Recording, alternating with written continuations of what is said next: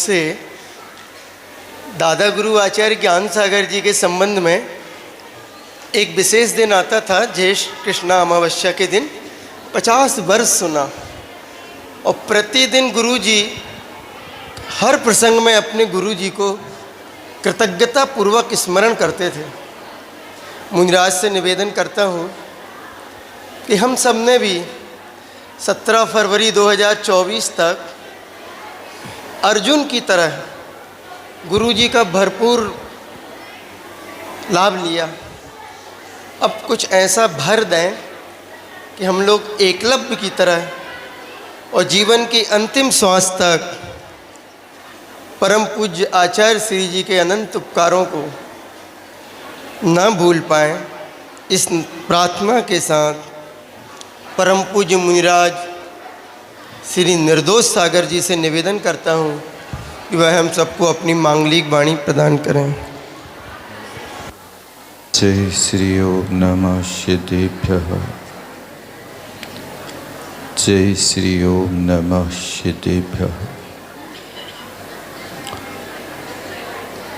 बोलिए अनंत और सिद्ध परमेष्टि भगवान के, 24 तीर्थंकर भगवान के, चिंतामणि पार्श्वनाथ भगवान के, मूल नायक 1008 श्री आदिनाथ भगवान की, परम श्रद्धेय परमोपकारी दीक्षा प्रदायक आचार्य गुरुवर 108 विद्यासागर जी महामुनि महाराज के, आचार्य प्रवर 108 शमी सागर जी महामुनि महाराज के, मुनि श्री निर्लोभ सागर जी निरुपम सागर जी महाराज के,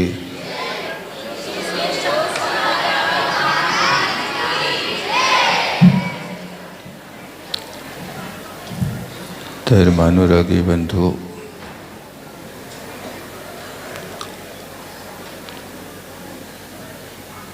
आचार्य भगवान का व्यक्तित्व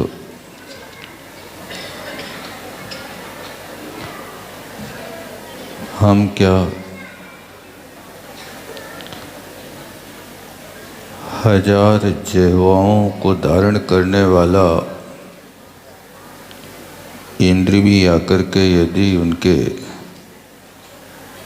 गुरु का बखान करे तो वो भी नहीं कर पाएगा।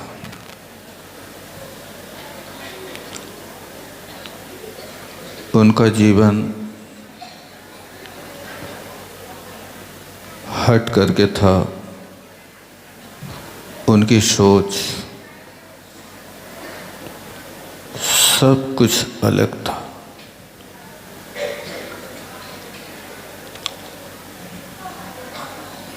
ग्रंथकारों ने लिखा है,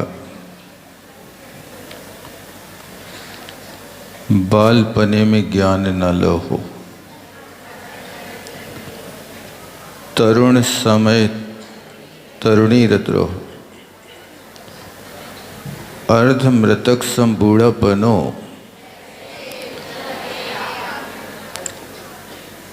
आचार्य भगवान के जीवन के विषय में देखा जाए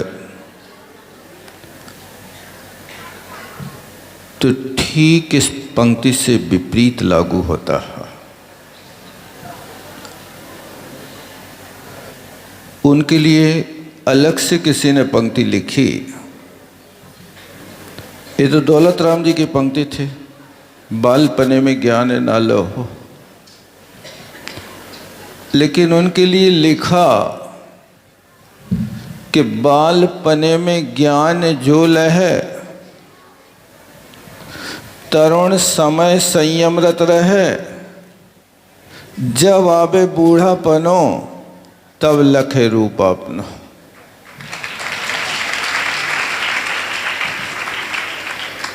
यहाँ तो कहा कि बालपने में ज्ञान ना लहो, छेड़ाला करना, लेकिन इनके लिए लिखा कि बालपने ही में ज्ञान लो। बाल अवस्था में उनके पास वो ज्ञान था कि जब उनके जीवन में 20 वर्ष की उम्र थी, दुनिया दुल्हन खोजने के लिए निकलती है, तब वे मुक्ति वधु की ओर निकल पड़े थे। जहां जवानी का जोश था, जहां पर दुनिया गृहस्थी बसाती थी, वहां पर वे अपने देश को छोड़ करके बहुत दूर देश आचार्य भगवान देशभूषण महाराज के चरणों में पहुंच गए।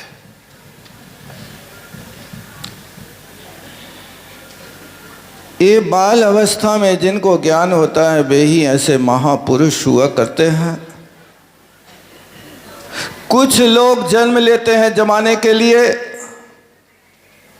कुछ लोग जन्म लेते हैं धन कमाने के लिए, कुछ लोग जन्म लेते हैं मोक्ष जाने के लिए, और कुछ लोग जन्म लेते हैं आबादी बढ़ाने के लिए। अपने आप को देखें कि हमारा जन्म जमाने के लिए है, दिखाने के लिए है, या प्रदर्शन के लिए है, अथवा ख्याति पूजा लाभ के लिए है, अथवा हमारा जन्म सिर्फ धन कमाने के लिए। आज की दुनिया मनी माइंड होती जा रही है और मुनी माइंड हटता जा रहा है, क्योंकि हर व्यक्ति को आवश्यक पैसा चाहिए, कोई सीमा नहीं। चाहे जैसी परिस्थिति हो, ऐसे वैसे तैसे कैसे पैसे पैसे बस पैसे बस पैसे ही चाहिए और कुछ नहीं। छोटी सी जिंदगी, बड़े बड़े अरमान,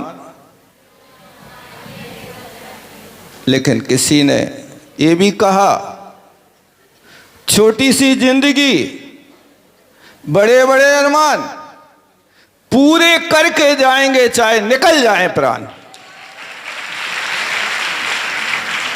हम अपने अरमान पूरे करेंगे, चाहे प्राण निकलते हैं तो निकल जाएं, कोई बात नहीं। लेकिन ध्यान रखना, यदि यात्रा का आनंद लेना है तो सामान कम रखना, और मोक्ष मार्ग का आनंद लेना है तो अरमान कम रखना, क्योंकि अरमानों की दुनिया संसार में मकड़ी के जाल में फंस जाती है। धन्य है उन गुरुदेव ने अपने जीवन में कोई अरमान नहीं, उनका जीवन एक दर्पण था जो हर किसी के लिए वंदनीय था। बदन प्रसाद सदनम सद्यम हृदयम सदा मुसो वाचा कर्णम करोपकर्णम एसाम केसाम तेना वंद्या। ये महापुरुष किसके द्वारा वंदनीय नहीं होते हैं? जिनका बदन प्रसाद सदनम, बदन एक प्रसन्नता का ही घर है। कैसी भी परिस्थिति हो, कभी चेहरे पे टेंशन की कोई एक रेखा नहीं आती है। दुनिया को भले ही दिख जाए कि जैसे महाराज ने सुबह कहा था कि किसी ने पूछा महाराज टेंशन में हो, तो अजय सिंह ने कहा हाँ टेंशन में। कौन से टेंशन? लेकिन ध्यान रखना, साधु को बाहर से देखो तो गम ही गम नजर आता है, और अंदर झांक करके देखो तो सरगम नजर आता है।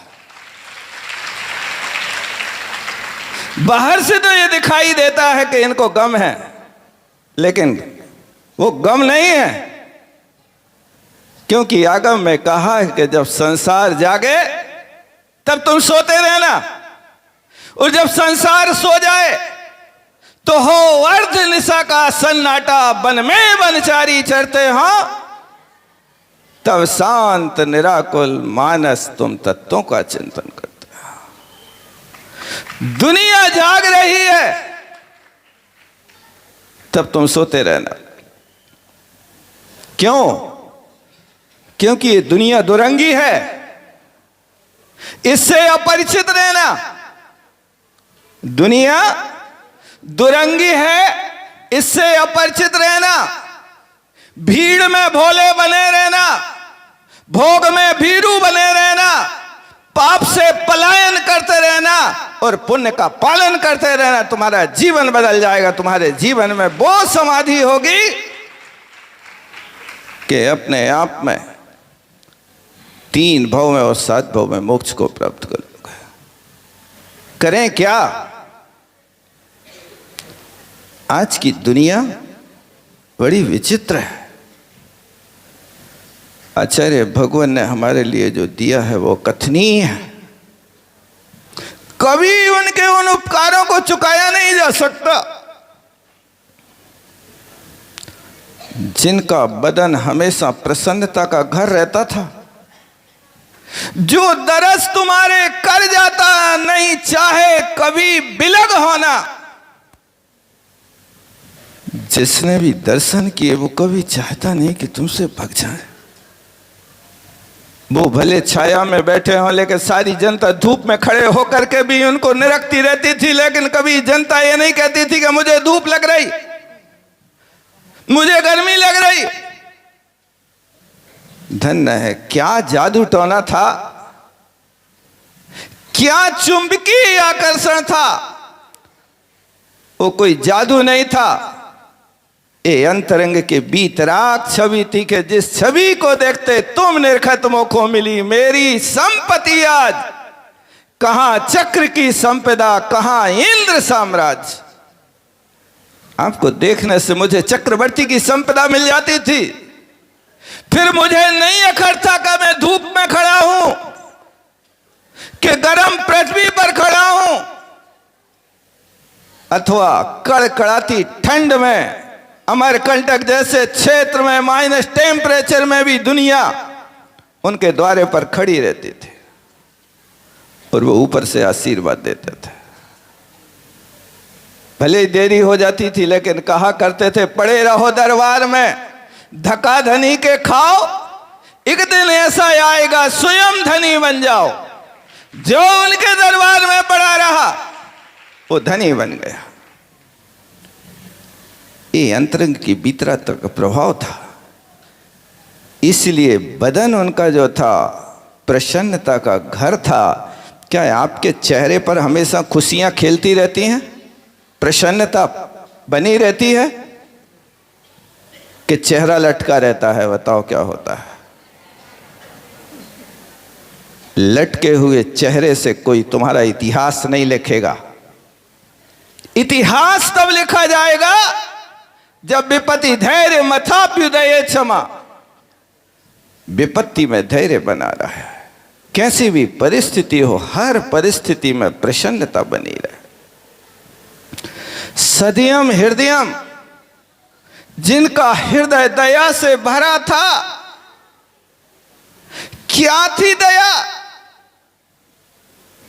इस संसार के गरीब लोगों की गरीबी कैसे मिटे? बार बार भावना उनके अंदर होती थी कि हे परमात्मा, जितने जीव कारागार में पड़े हुए कारागार के बंधन से मुक्त हो जाएं, जो दारिद्रता से पीड़ित हैं वे दारिद्र मुक्त हो जाएं, जो विषण से युक्त हैं वे विषण मुक्त हो जाएं, जो रोगाक्रांत हैं वे रोग मुक्त हो जाएं। ये उनके जीवन के सूत्र थे। रोग मुक्त होने के लिए उन्हें अपने जीवन में भाग्योदय, पूर्णोदय जैसी संस्थाएं खुलवाई, जहां पर जाकर के ये बार बार भावना भरी जाती है कि आयुर्वेद को अपना जीवन बनाओ। हमेशा उसके लिए प्रवचन किया करते थे। आज उन आचार्य भगवान ने पूर्णोदय जैसी, पूर्णायु जैसी इस संस्था को खड़ी किया, जिसको हम लोग देखने गए थे तो देख करके हृदय गदगद होता था कि धन्य है आचार्य भगवान, बीज आपने बोया और फल हम खा रहे। क्या है आपकी दूरदृष्टि है, क्या है आपकी विशेषता है। चाहे भाग्योदय हो, वो तीर्थ बन गया। सागर है, जबलपुर है, ललितपुर है, इन क्षेत्रों के लिए आचार्य भगवान ने क्या नहीं दिया। आप उनके उपकारों को कभी भूल नहीं सकते। लेकिन आज के दुनिया के बच्चे बड़े निकम्बे हैं। जिन माँ बाप ने जन्म दिया उन्हीं से प्रश्न करते हैं तुमने क्या दे दिया। ये प्रश्न कभी मत करना। यदि वो अपने उपकार गिनाएंगे तो तुम सुन नहीं पाओगे। एक बेटे ने उद्वेग में आकर के अपनी मां से कहा, मां अपना हिसाब किताब कर लो, अब हमसे सहन नहीं होता। मां ने अनसुनी कर दी। मां की तो ममता है। मां महात्मा और परमात्मा का रूप अलग हुआ करता है। कभी विचार करना। मां में एक मां है, महात्मा में दो मां है। महात्मा में दो मां है और परमात्मा में, उसमें भी परमात्मा में मां है। क्या वस्तु है मां? कभी विचार करके देखना। किसी कवि ने अच्छा लिखा है, हे मां क्या सूरत थी, क्या मूरत थी, मां ममता की मूरत थी, मां ममता की मूरत थी। पांव छुए और काम हुए, मां तो एक मुहूर्त थी, मां तो एक मुहूर्त थी। हे मां तेरी और जरूरत थी, मां ममता की मूरत थी। ऐसी मां से उस लड़के ने कहा, मां अपना हिसाब किताब कर लो। मां ने परसों सुना। एक दिन मां ने कहा, चलो हिसाब का एक सैंपल दिखा देते हैं, इसका जी ठंडा हो जाए, पता चल जाए। क्योंकि मां ने कभी नहीं कहा कि मैं अपनी संतान से परेशान हूं, लेकिन संतान हमेशा कहती है मैं बूढ़े मां बाप से परेशान हूं, क्या करूं। जब राम राज्य था तब पिता की आज्ञा पालन करने वाला बेटा वनवास चला गया। आज पैसे का राज है कि बेटा वनवास नहीं जा रहा, मां बाप को अनाथालय में भेज रहा है। ये पैसे का राज है। कोई राम राज्य था तब देखो आप, एक पिता की आज्ञा पालन करने वाला बेटा वनवास गया था। मां ने एक दिन सुबह सुबह एक लोटा पानी उसके बिस्तर पे डाल दिया। ओ बेटा आग बबूला हो गया, 100 बातें सुनाई, तुम तो मेरी जान लेकर के रहोगे। मैं इतने दिन से कह रहा हूं तुम हिसाब किताब कर लो। मां ने सुन लिया। बेटा मैंने हिसाब का अभी तो एक ही परिचय दिखाया तेरे लिए। यदि मैं तेरे सामने गिनाऊं कि तेरे क्या क्या ऋण है, क्या कर्जा है, तो पैरों के नीचे से जमीन खिसक जाएगी। सुन ले, आज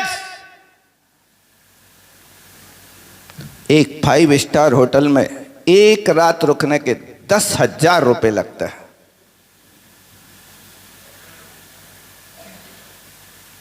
बेटा मैंने अपने पेट में 5 स्टार से भी सुंदर व्यवस्थाएं तेरे लिए दी हैं। एक रात नहीं, 2 रात नहीं, 1 महीने नहीं, 6 महीने नहीं, 270 रात।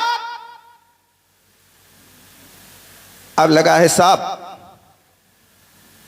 10,000 रुपया रात 270 रात। कितना हुआ बच्चे? कैलकुलेटर लाए? 27 लाख हो गए ना।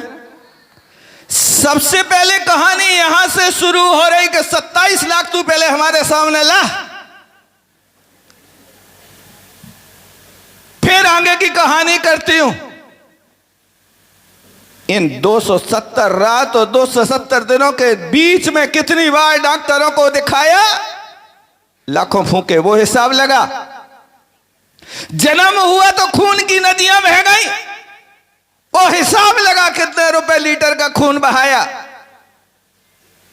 उंगली पकड़ के चलाया, मैं जमीन में सोई तुझे पल्ले में सुलाया, मैंने गरीबी भोगी तुझे अमीर बना करके रखा। क्या कहे, लगा ये सबका हिसाब। मैंने थाली लगा करके सजा करके अपने लिए रखी और मैं खाने नहीं बैठ पाई और तूने माल उड़ाया। बरसों बरसों तेरी गंदगी साफ करी, किसी धाय ने स्वीकार नहीं किया बच्चा को मैं खिला सकती हूं, दूध पिला सकती हूं, गंदगी साफ नहीं कर सकती। इसका हिसाब लगा। जब मां ने कहानी बताई, बेटा मैं गीले में सोई तुझे सूखे में सुलाया, तू रात भर जागा तो मैंने तुझे लोरियां सुनाई, मैं जमीन में सोई तुझे पल्ला में सुलाया, मैं निरक्षर रही तुझे साक्षर बनाया। तू मेरा हिसाब करेगा?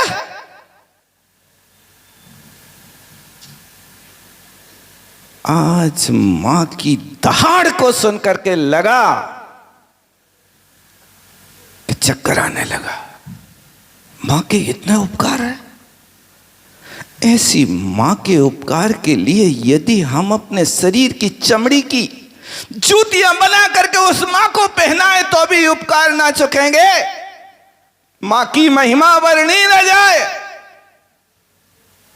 मां नाम जपू मन वचन का है। जब एक मां के उपकार इतने हैं तो उस गुरु के उपकार कितने होंगे। धन्य है गुरुदेव। संसार में गुरु कृपा सबसे निराली, होली यही दशहरा यही दिवाली। जो शिष्य है वह सदैव ऋणी रहेगा, कोई कभी ना उपकार चुका सकेगा।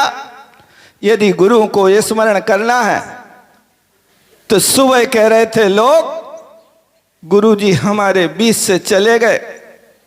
मैं कहता हूं गुरुजी चले गए, लेकिन ध्यान रखना कि अच्छी वस्तु का संयोग अल्पकाल के लिए ही हुआ करता है, चिरकाल के लिए नहीं होता है।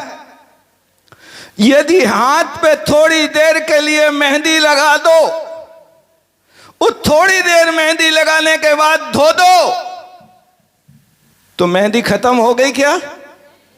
क्या है? मेहंदी धुल गई, लेकिन मेहंदी की छाप कितने दिन तक चलेगी बताओ? एक आध महीने तो चलती होगी ना। अरे हाथ की छूट जाती है, लेकिन नाखूनों की तो बहुत दिन चलती रहती है। यानी जब एक आधा घंटे के लिए मेहंदी लगाने के बाद धो दी और उसकी छाप महीनों चलती है, तो गुरुदेव ने हमारे लिए मेहंदी की तरह बना करके अपने जीवन की छाप छोड़ी है। और उस छाप को तुम युगों युगों तक जीवित रखना और गुरु के गुणों का ये स्मरण करते रहना। तुमने दिया है सब कुछ, तुमको क्या भेंट दूं मैं? सूरज के आगे जुगनू की क्या बात करूं मैं? तुमने दिया है सब कुछ, तुमको क्या भेंट दूं मैं? बस इतनी सी आरजू है नजरें न मोड़ लेना। यदि उनके गुणों को आप स्मरण करेंगे तो हमेशा गुरुदेव तुम्हारे सामने रहेंगे। उनके गुणों को स्मरण करो। भले ही गुरुजी शरीर से नहीं है, लेकिन हमारे सामने उनकी आकृति आकर के बैठेगी। आपने देखी अभी सारी की सारी झांकियों को देख करके अंदर झांक करके देखना कि क्या ये झांकियों में रहने वाले गुरुदेव तुम्हारे हृदय में विराजमान है कि नहीं। यदि हैं तो हृदय में अंकित करके रखना। जैसे हनुमान जी के सामने कहा कि राम लक्ष्मण कहाँ हैं, कहीं दुनिया में बैठे हो लेकिन मेरी छाती चीर करके देख लो, भगवान तो यहां विराजमान है। ये है। एक व्यक्ति बीमार हो गया, डॉक्टरों ने उसका इलाज किया और बाहर कर दिया, अब तुम नहीं बच सकते हो। वो पेशेंट चैलेंज देकर के आता है, मैं जी के रहूंगा, मर नहीं सकता। वो अस्पताल से आया और 8 दिन तक गुरु के नाम की मालाएं फेरा, और 8 दिन के बाद उसी मेडिकल में डॉक्टर के पास जाता, कहता देखो मेरा हाथ। डॉक्टर कहता तुम्हें किसने जिंदा किया। उसने अपनी शर्ट खोल करके दिखाया था, उसकी छाती में लिखा था आचार्य विद्यासागर नमो नमः। एक किंवदंती नहीं है, ललितपुर के छोटे पहलवान की छाती में लिखा है, जो डॉक्टरों को चुनौती दे करके आया था कि मैं मर नहीं सकता, अभी भी वो आचार्य श्री का भक्त बन करके काम कर रहा है। कहने का मतलब है, दया से युक्त जिनका जीवन था, प्राणी मात्र पर दया थी, पशुओं के ऊपर भी जिनकी करुणा थी, आज रंभा जैसी भावना को लेकर के बहुत पहले सुना था आचार्य भगवान, रंभा गौरव, गौ रव माने गौ माता का रव माने शब्द गौरव होता था। वो उनका हृदय दया से भरा था। और उन गुरुदेव के स्मरणों को अपन हमेशा करते रहें। उनने जो हमारे लिए कहा है उसका आचरण करें। लेकिन विडंबना है कि हम भगवान को तो मानते हैं लेकिन भगवान की नहीं मानते हैं। बस इतना अंतर है। उन गुरुदेव के लिए अपन अच्छे दिल से स्मरण करते हुए विराम लेता हूँ। उन भगवंतों ने जो दिया है उसके लिए कभी भुलाया नहीं जा सकता। उनके उपकारों को कभी भूल नहीं सकते हैं। तुमने दिया है सब कुछ, तुमको क्या भेंट तूने, तुमने तो सब कुछ दे डाला है। इसी भावना के साथ मैं विराम लेता हूँ। बोलो आचार्य भगवान गुरुदेव विद्यासागर जी महामुनि महाराज की। जावाणी के ज्ञान से सूझे लोकालोक, श्रवाणी मस्तक धरूं सदा देथूं लोक। हे जिनवाणी भारती तो जपों जो तेरो शरणा गए शो पावे सुख जन। देव भजो और हंत को गुरु सेवो निर्ग्रहण, दया धर्म पालो सदा यही मोह।